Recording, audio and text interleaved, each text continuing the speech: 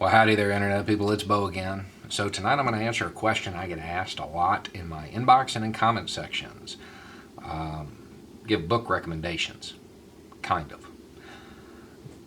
Problem with book recommendations is most times when you give one, the reader looks to that book for knowledge.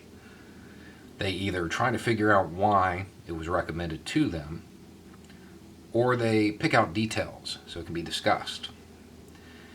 And it becomes an exam. They study it rather than absorb it. And that's all fine and good, but the problem is that most literature is designed to give you wisdom, not knowledge. Knowledge is knowing that Frankenstein wasn't the monster. Wisdom is knowing that he was. So in that vein, rather than give you 10 books to read, I'm going to give you 10 types of books to read. The first of which is a religious text that's not your own. If you're Christian, the Bible doesn't count. Read the Quran, read the Vedas. Do this for a couple of reasons. First, it's going to help you understand other people, other cultures. Second reason is that, well, you may notice some common messaging, some common themes, and that gulf between cultures may shrink. Read a book about a counterculture, something you had no chance to be a part of, a group of people that existed outside of society, so you can get that lens of society through their eyes. Anything by Hunter S Thompson, The Valley of the Dolls, something like that. Read a book about the dark and depraved aspects of the human condition. A book that attempts to make the monster human. Frankenstein, Lolita. You read a book like that, and it helps you understand human monsters when you come across them. Read a book about a political ideology, a manifesto. Adam Smith, Karl Marx, Emma Goldman, whoever. Understanding the way these normally very short little pamphlets impacted the world, and trying to figure out what it was that spoke to so many people can help you understand how people get manipulated. Think back to when you were a kid, 10 to 15 years old, and a book that really spoke to you at that time.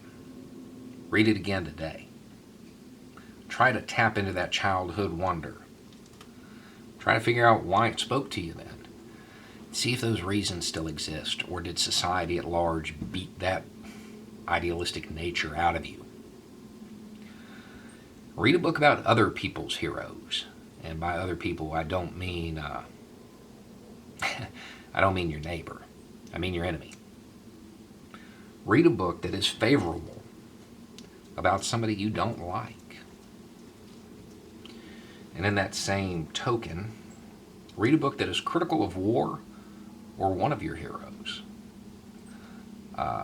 Here in the U.S., we have this very romanticized vision of war. Might do everybody some good to read a book where every hero you come across in war is bleeding to death, because that's more often than not the reality. And then the idea behind reading a book that is critical of one of your heroes, well, we tend to idolize people, and when we do that, we overlook all the horrible things they did. And it doesn't matter who your hero is. They were flawed. They did bad things, I promise. It's a good reminder that people are, in fact, human. Read a book about the old people, their stories, about the old gods, pagan stories, native stories. And when you read it, remember that most of these stories were an oral tradition until somebody wrote them down. and try to figure out what they were really trying to say as they sat around that campfire and told that story. Almost all of them are metaphors of some kind. And those 1,000-year-old stories, a lot of the lessons are still pretty valid. Read a story about a dystopian future. I would recommend doing this towards the end because they tend to incorporate a lot of the themes in the rest of these recommendations. You see a counterculture most times. You see a political ideology at work. You see heroes from both sides. You see all of this, and you see how it plays out. It helps you understand how people fall for cults of personality, how easily manipulated they are into surrendering freedom, because that is the dystopian future. And then the last one, well, read a book about a character you can't relate to in any way, shape, or form. Somebody that is absolutely nothing like you in a situation that you would never experience. The idea of literature is to expose you to things that you wouldn't experience in your life. Reading something that is completely out of step with who you are and outside of your comfort zone can help you fill in the gaps a lot of times with what you know and what you think you know. And then always remember that every year there's a whole bunch of books that get challenged in the United States to get removed from libraries, banned from schools, whatever.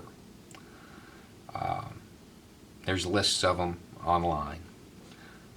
Read those. Read those. Banned books are the best books. Anyway, it's just a thought. Y'all have a good night.